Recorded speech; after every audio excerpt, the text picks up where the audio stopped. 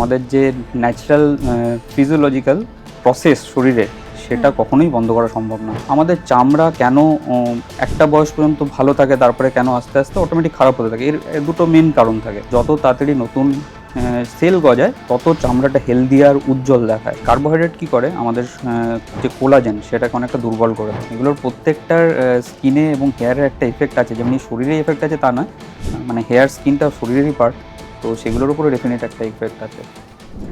বয়স কি সবসময় থামানো বা রিভার্স করা যায়? না, বয়স থামানো না গেলেও স্কিনের বয়স কিন্তু থামানো বা রিভার্স করা সম্ভব। আমরা আজ কথা বলবো অ্যান্টি এজিং ক্রিম সম্পর্কে। নমস্কার, আমি মৌপ্রিয়া এবং আমাদের সঙ্গে এই মুহূর্তে রয়েছেন গৌরীদেবী হসপিটালসের ডার্মাটোলজি ডিপার্টমেন্টের অ্যাসিস্ট্যান্ট প্রফেসর ডক্টর অনুপম রয়। স্যার, আপনাকে অনেক অনেক স্বাগত জানাই। নমস্কার, আমি doctor Anupam Roy, consultant dermatologist. এখন আমি গৌরীদেবী মেডিকেল হেলথ সায়েন্সের সাথে যুক্ত as a assistant professor. Sir, আজ যেহেতু আমরা কথা বলবো অ্যান্টি এজিং ক্রিম নিয়ে, তাই প্রথমেই জানতে চাইবো এই অ্যান্টি এজিং ক্রিম কি সত্যিই কাজ করে? এটা এরকমভাবে বলা যেতে পারে যে অ্যান্টি এজিং ক্রিমের থেকে বেশি ইম্পর্ট্যান্ট যে এই ক্রিমগুলো যে সমস্ত ইনগ্রিডিয়েন্টগুলো দিয়ে তৈরি, তো সেগুলোর উপর বেশি ফোকাস করতে হবে। যদি ইনগ্রিডিয়েন্টের কোয়ালিটি এবং তার যদি গুণগত মান এবং পার্সেন্টেজ ঠিক থাকে এবং সেগুলো যদি প্রপারলি অ্যাপ্লাই করা যায়, অবশ্যই better result. Anti ageing cream হিসেবে সেগুলো অনেক বেশি ভালো হয়ে থাকে। স্যার, বয়স কি সত্যিই থামানো যায় বা রিভার্স করা যায়? অ্যাকচুয়ালি আমাদের যে ন্যাচারাল ফিজিওলজিক্যাল প্রসেস শরীরের সেটা কখনোই বন্ধ করা সম্ভব না। তবে কিছুটা সেটাকে স্লো ডাউন করা বা একটা টেম্পোরারি বেটারমেন্ট করা সেটা পসিবল। স্যার, স্কিনে বয়সের ছাপ কি করে বোঝা যায়, মানে বোঝা যায় কিভাবে? এটাকে একটু বিস্তারিত বলতে হবে। ধরুন, আমাদের শরীরের যে বাইরের লেয়ার সেটা হচ্ছে ত্বক। তাহলে শরীরের বাইরের যে সমস্ত ঝড় ঝাপটা সেটা প্রথমে আমাদের ত্বকের উপর এফেক্ট করে। এরপর হচ্ছে দ্বিতীয় কারণ, যে আমাদের ত্বক যেগুলো দিয়ে তৈরি বেসিক্যালি, সেই ইনগ্রিডিয়েন্টগুলো একটা বয়স বা বিভিন্ন ফ্যাক্টর, জেনেটিক হতে পারে বা বিভিন্ন এনভায়রনমেন্টাল ফ্যাক্টর হতে পারে, সেগুলোর জন্য সেগুলো যে ইনগ্রিডিয়েন্টগুলো বা মেটেরিয়ালসগুলো সেগুলো আস্তে আস্তে কিছুটা দুর্বল হয়ে যায় বা সহজে ভেঙে পড়ে। এই সম্মিলিত কারণের এফেক্ট হচ্ছে চামড়ার উপরে একটা বয়সের ছাপ পড়া। আরও একটা বিষয়, রিঙ্কেলস পড়ে যায় শুনেছি, এটা কি বিষয়? এটাকে একটা উদাহরণ দিয়ে বলতে পারলে ভালো হয়। ধরুন, একটা নতুন বিল্ডিং তৈরি হচ্ছে, তো সেখানে মেটেরিয়ালস যেগুলো দরকার, ধরুন সিমেন্ট, রড, বালি, তো আমাদের চামড়াতেও সেরকম ইনগ্রিডিয়েন্ট আছে, যেমন হচ্ছে ডার্মিস এফেক্টিভলি ইলাস্টিন, কোলাজেন বলে দুটো বিশেষ কম্পোনেন্ট থাকে। তো সেইগুলো বিভিন্ন কারণে যখন নষ্ট হতে থাকে বা প্রোডাকশান ঠিক হচ্ছে না, তখনই আমাদের চামড়ায় রিঙ্কেল ডেভেলপ করে। স্যার, কোন এজ থেকে অ্যান্টি এজিং ক্রিম ইউজ করা উচিত? আচ্ছা, এরকম কোনো গাইডলাইন বা র্যাশনালে ডিফাইন করা নেই কোথাও। তো আমরা প্রত্যেকে আলাদা, আমাদের জিনগত বা গঠনগত আলাদা, এবং আমাদের যে এনভায়রনমেন্ট ফ্যাক্টর বা যেখানে আমরা থাকি বা যেখানে কাজ করি, এগুলো প্রত্যেকের ক্ষেত্রেই আলাদা। সুতরাং সেগুলোর উপর বেস করে আমরা একটা আরবিটারি ক্লাসিফিকেশান করতে পারি। তো বলা হয় যে আর্লি 20, লেট 20, আফটার 30 এবং আফটার 40। তো আমাদের চামড়া কেন একটা বয়স পর্যন্ত ভালো থাকে, তারপরে কেন আস্তে আস্তে অটোমেটিক খারাপ হতে থাকে, এর দুটো মেন কারণ থাকে। এক হচ্ছে আমাদের চামড়ার যে বাইরের লেয়ার এপিডার্মিস, সেগুলো এটা একটা কন্টিনিউয়াস প্রসেস, যেখানে নতুন চামড়া এক ধরনের সেল তৈরি হয়ে সেটা মরে ওপরের লেয়ারে এসে পড়ে। এটাকে একটা সাইকেল বলা যেতে পারে। তো একটা বয়স পর্যন্ত এটা মোটামুটি 3 থেকে 4 সপ্তাহ পর্যন্ত মেনটেন করে।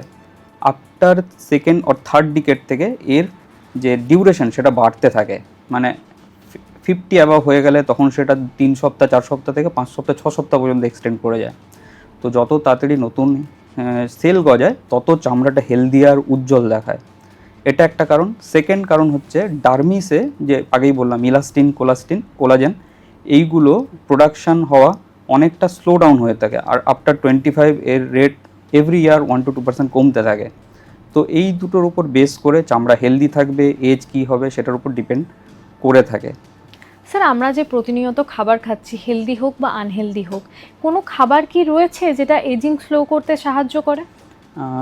অ্যাকচুয়াল আমাদের যে এভারেজ ইন্ডিয়ান পপুলেশনের ডেইলি ফুড হ্যাবিট, সেটা অনেকটা কার্বোহাইড্রেট বেস। তো সেখান থেকে প্রথমে একটু শিফট হতে হবে। মানে কার্বোহাইড্রেট কী করে, আমাদের যে কোলাজেন সেটাকে অনেকটা দুর্বল করে দেয়। তা প্রোটিন রিচ ডায়েট প্রথমেই সেটা একটু মেনটেন করতে হবে। প্রোটিন রিচ ডায়েট কী করে, কোলাজেন বেসিক্যালি প্রোটিন, তাহলে যত বেশি প্রোটিন রিচ ডায়েট নেওয়া যায় এবং কার্বোহাইড্রেট কমানো যায়, সেক্ষেত্রে কোলাজেনের মাত্রা বা এলাস্টিন তৈরির পরিমাণ বেড়ে যায়। তাহলে রিফাইন্ড সুগার বা কার্বোহাইড্রেটের পরিমাণ কমাতে হবে। এছাড়া কিছু অ্যান্টি এজিং সাপ্লিমেন্ট, যেমন হচ্ছে ফ্যাটি ফিশ, সার্ডাইন বা সালমন ইত্যাদি ফিশ যদি না পাওয়া যায়, বেশিরভাগ ক্ষেত্রে পাওয়া যায় না আমাদের দেশে, সেক্ষেত্রে কিছু অয়েল বা ক্যাপসুল রেডিমেড বা কমার্শিয়াল পাওয়া যায়, সেগুলো নেওয়া যেতে পারে। তার সাথে কিছু গুড ফ্যাট ফ্রুট পাওয়া যায়, যেমন অ্যাভোকাডো, এটাতে হেলদিয়ার ফ্যাট থাকে, সেটা রেগুলার নেওয়া যেতে পারে। তাছাড়া কিছু নাটস, বিশেষত ওয়ালনাটস, আর এছাড়াও কিছু স্পিনাচ, টমেটো বা গ্রিন ট্রি এক্সট্রাক্ট, এগুলো রেগুলার নেওয়া যেতে পারে। আর সর্বোপরি রেগুলার বা প্রতিদিন অ্যাটলিস্ট 3 লিটার্স অফ ওয়াটার, এটা মাস্ট। স্যার আর কি কি করা যায় এজিং স্লো করার জন্য? আচ্ছা, এই একটা হেলদি এই লাইফস্টাইল মেনটেন করা খুব আবশ্যক। মানে তার মধ্যে অ্যাডিকুয়েট স্লিপ, স্ট্রেস কমানো, রেগুলার এক্সারসাইজ বা মেডিটেশন করা, এবং যদি স্মোকিং বা অ্যালকোহলের হ্যাবিট থাকে সেগুলো কুইট করা। এগুলোর জন্য বয়সের ছাপ পড়তে পারে? হ্যাঁ, ডেফিনেটলি।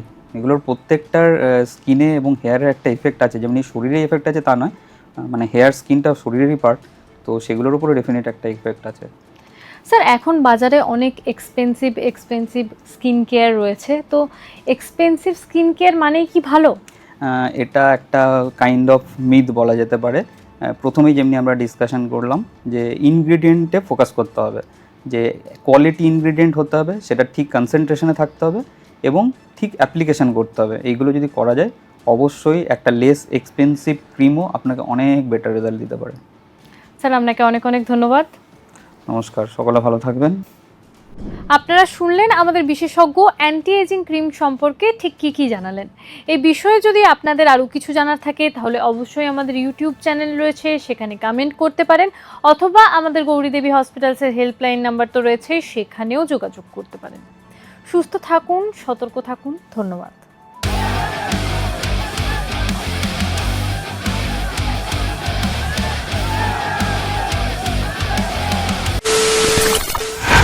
খবরের নামে প্রতিদিন সন্ধে আপনার ড্রয়িং রুমে কি শুধুই চিৎকার চেঁচামেচি হে আসে? বিতর্কের নামে চলে গালাগালি আর কাদা ছোড়াছুড়ি। এবার সময় পরিবর্তনের, কারণ আমরা কান ফাটানো চিৎকারে বিশ্বাস করি না। আমরা বিশ্বাস করি খবরের সত্যতায়। আমরা কোনো পক্ষের হয়ে গলা ফাটাই না, আমরা সাধারণ মানুষের হয়ে প্রশ্ন তুলি। চিৎকার নয়, শুধু খবর হবে যেখানে বিতর্ক আছে কিন্তু কুৎসিত ঝগড়া নেই। সঠিক তথ্য, বিশ্বস্ত খবর। নজর রাখুন আর প্লাস নিউজে।